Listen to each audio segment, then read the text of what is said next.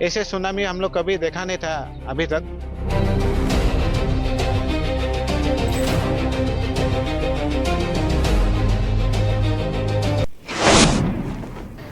सुबह आपकी आंख खुलती है और आपका पूरा घर पानी में डूबा हुआ मिलता है। आपकी मेहनत, आपके सामान, आपका भविष्य सब कुछ पानी में तहस नहस। ये गाइस किसी फिल्म का सीन नहीं है, ये आसम के लोगों की हकीकत है। और हर साल ये आसम में ही क्यों होता है? इतनी भयानक बाढ़ आसम में ही क्यों हर साल आती है?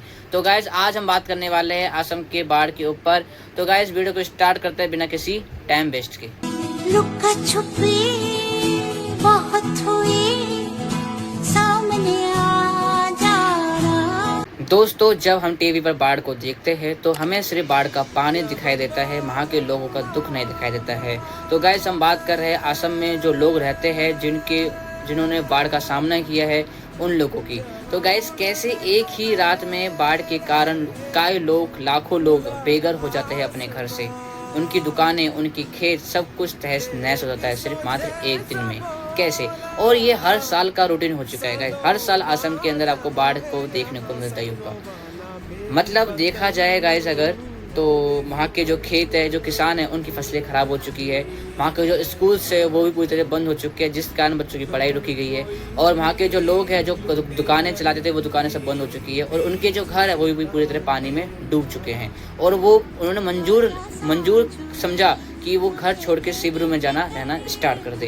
तो हर बंदा अपने अलग अलग शिविर बना रहे हैं, वहाँ पर रहना मंजूर कर रहे हैं। बट बात ऐसी है कि ये हो क्यों रहा है और हर साल आसम में ही क्यों होता है? बारिश तो हर साल हर जगह होती है, गुजरात में होती है, मुंबई में होती है, महाराष्ट्र में होती है, राजस्थान में होती है, बट लेकिन हर साल आसम में ही क्यों बाढ़ आती है गाइज? तो गाइज आज हम बात करेंगे इन सभी टॉपिक्स के ऊपर आज। 7 लाख से ज्यादा लोग असम फ्लड से इम्पैक्ट हुए हैं। घर पानी में डूब चुके हैं, सड़कें गायब हो चुकी हैं और हजारों परिवार रिलीफ कैंप्स में अपनी जिंदगी दोबारा शुरू करने की कोशिश कर रहे हैं। सबसे दुख की बात, जिस टाइम तक मैं ये वीडियो बना रहा हूँ 62 से ज्यादा लोग अपनी जान गंवा चुके हैं। ये सिर्फ एक बारिश की खबर नहीं है, ये लाखों लोगों की रोज की हकीकत बन चुकी है।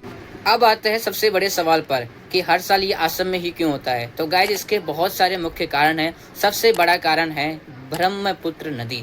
ये ब्रह्मपुत्र नदी भारत की सबसे विशाल नदियों में से एक है, जो कि तिब्बत से निकलती है और अरुणाचल से होकर आसम के अंदर प्रवेश करती है।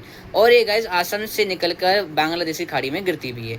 पर गाइज बात यह है, जब ये नदी आसम में आती है तो अपने साथ मिट्टी और गाद लेकर आती है, और जो मिट्टी और गाद नदी के किनारों पे जमा हो जाती है। और जब बारिश का पानी और नदी का पानी का बहाव जब बढ़ता है तो ये मिट्टी और गाद के कारण ये पानी नदी से बाहर आकर निकलने लगता है। जब पानी का बहाव बढ़ जाता है तो ये संभालना इस नदी के लिए मुश्किल हो जाता है और ये पानी का जो जल बहाव है ये गाँव और आसपास के इलाकों में फैल जाता है।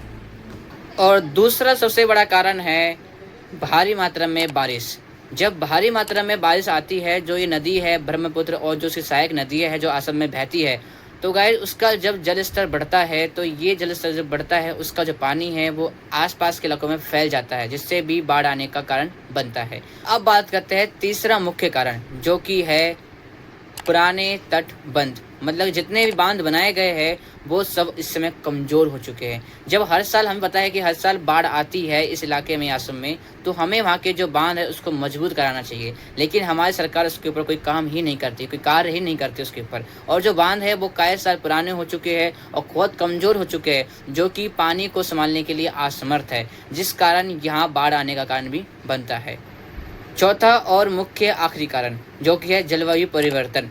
वैज्ञानिकों का कहना है जब पृथ्वी का औसतन तापमान बढ़ जाता है तो बारिश का कम होना या ज़्यादा होना उस पर डिपेंड करता है, और जिससे कि कभी कभी बारिश तेज आ जाती है, जिसके कारण बाढ़ आने के चांसेस बढ़ जाते हैं। तो गाइस एक तरह से देखा जाए तो जलवायु परिवर्तन भी एक मुख्य कारण हो सकता है। 5 साल हमें और दे दीजिए, आसाम को बाढ़ मुक्त बनाने का काम भारतीय जनता पार्टी करेगी। तो गाइज अब बात करते हैं कि आसम में जो ये बाढ़ आती है इसको रोकने के क्या क्या समाधान हो सकते हैं। सबसे पहला समाधान है आधुनिक फ्लड वार्निंग सिस्टम। अगर देखा हो तो जहाँ पे बारिश आने वाली होती है या बाढ़ आने वाली होती है, उस इलाके में पहले से ही 2 या 3 घंटे पहले फ़ोन के अंदर एक मैसेज के थ्रू उनको इन्फॉर्म किया जाता है कि ये क्षेत्र में बारिश आने वाली है या बाढ़ आने वाली है। तो अगर ऐसे वार्निंग अगर फ़ोन में दी जाए या कैसे भी करके वहाँ पे उस जगह पे इन्फॉर्मेशन दी जाए तो गाइज इससे वहाँ के जो लोग हैं वो सतर्क हो जाएंगे और सेफ जगह पे जा सकेंगे, जिससे उनके सेफ होने का चांसेस बढ़ सकते हैं। दूसरा सबसे बड़ा समाधान जो कि है वैज्ञानिक तौर से बनाए गए ताटबंद। जो ताटबंद बहुत ज़्यादा कमज़ोर है, टूटे हुए हैं, उसको फिर से रिपेयर किया जाए और बिल्कुल न्यू आधुनिक तरह से उसको बनाया जाए, जिससे कि वो आने वाले अगले साल में जो दोबारा बाढ़ आए तो उसकी वो मार को सह सके। तो ये वैज्ञानिक तौर पर ताटबंद फिर से बनाए जाने चाहिए।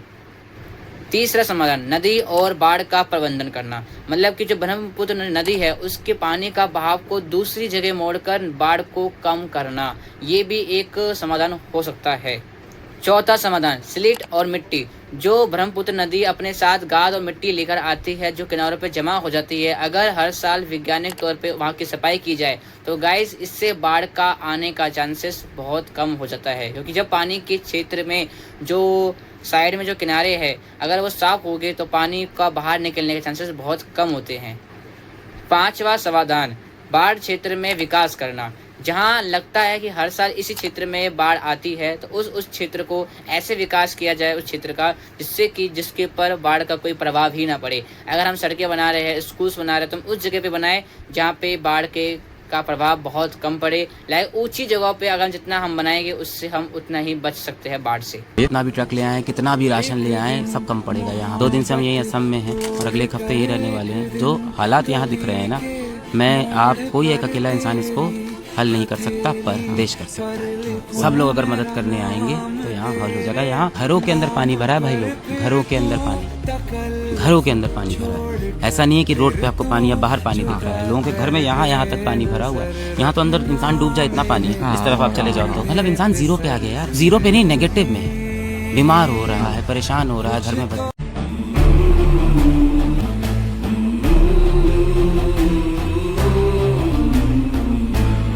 याद रखिएगा बाढ़ सिर्फ किसी का घर नहीं बहाती है बल्कि बहाती है लाखों लोगों के सपने।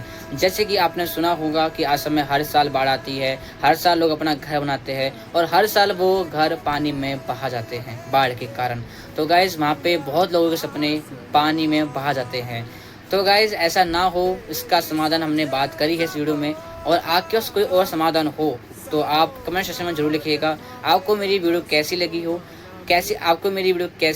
कमेंट में जरूर बताना। मिलते हैं नेक्स्ट वीडियो में। टाटा बाय बाय, जय हिंद जय भारत।